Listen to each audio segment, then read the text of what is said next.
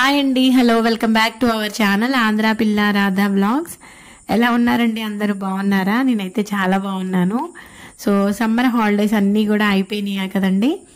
So ఇంకా ఎప్పట్లానే busy life అయితే మళ్ళీ స్టార్ట్ అయిపోయింది అందరికీ.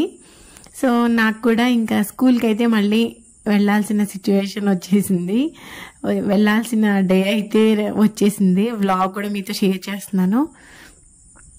సో యాజ్ యూజువల్ మీలో ఫస్ట్ టైం ఎవరైనా నా ఛానల్ని చూస్తుంటే కనుక నా ఛానల్ని సబ్స్క్రైబ్ చేసుకోండి. వీడియో నచ్చితే కనుక లైక్ చేయడం మాత్రం మర్చిపోవద్దండి. సో ఫస్ట్ టైం ఎవరైనా మన ఛానల్ని చూస్తుంటే కనుక నేను ఒక వర్కింగ్ ఉమెన్ అండి. సో యాజ్ ఏ యూట్యూబర్ కూడా. సో ఎలా నా లైఫ్ని ఎలా బ్యాలెన్స్ చేసుకుంటాను, నా హ్యాపీనెస్ సాడ్ అన్నీ కూడా మీతో షేర్ చేసుకుంటానండి. సో ఇంకా ఈరోజు వచ్చేసి స్కూల్కి ఫస్ట్ డే అండి. జూన్ 1న మాకు స్కూల్ ఉందన్నమాట. ఫుల్ డే కాదండి, ఓన్లీ హాఫ్ డే. ఇంకా పిల్లల్ని చూసుకోవడానికి ఎవరు లేరు కాబట్టి నేను పిల్లల్ని కూడా అయితే తీసుకెళ్ళానండి. సో వెళ్ళేటప్పుడు నేను ఇలాగా హడావిడిగా అయితే రెడీ అయ్యాను. సివిలేనండి, యూనిఫామ్ అయితే చెప్పలేదు మాకు. సో అందుకే సివిల్లో అయితే రెడీ అయ్యాను. ఎప్పట్లాగే మళ్ళీ స్కూల్కి రెడీ అవ్వడం, పిల్లల్ని రెడీ చేసుకోవడం, ఇంకా క్యారేజెస్ అని, స్నాక్స్ అని.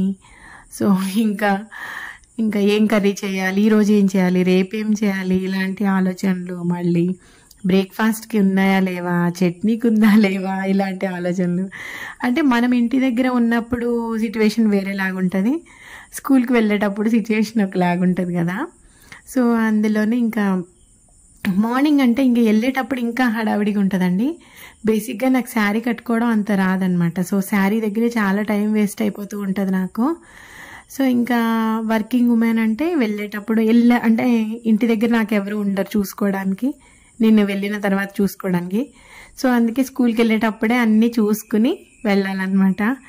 ఇప్పుడు కర్రీ మనకి సమ్మర్ కదండి, కర్రీ ప్రిపేర్ చేసింది మళ్ళీ ఫ్రిడ్జ్లో పెట్టుకోపోతే కనుక మార్నింగ్ వెళ్ళేటప్పుడే ఆ కర్రీ అనేది పాడైపోద్దండి, ఈవినింగ్ వరకు ఉండదు. సో అలాంటివి అనమాట. అండ్ పెరుగు తోడేసుకుంటాను నేను, అలాంటి మార్నింగే తోడేసేసుకుని వెళ్తానండి. నైట్ పెరుగుకి ఏ పూట ఆ పూటే తోడేసుకుంటాం మేము.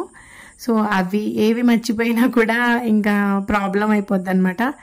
ఇంకా వెళ్ళేటప్పుడు కంపల్సరీ కిచెన్లో అంతా చెక్ చేసుకుని వెళ్తానమాట నేను. అండ్ మనము దోశ బ్యాటర్ కానీ ఇడ్లీ బ్యాటర్ కానీ మార్నింగ్ బ్రేక్ఫాస్ట్కి వేసుకున్న తర్వాత ఇంకా శేఖర్కి కూడా వేసేస్తానండి మార్నింగే.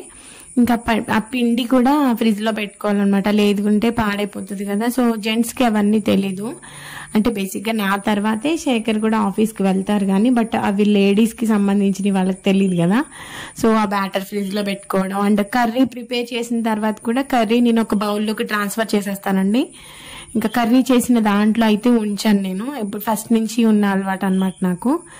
సో ఇంకా కిచెన్లో అంతా కూడా సర్దేసుకుని మేమైతే స్కూల్కి రెడీ అయిపోయామండి.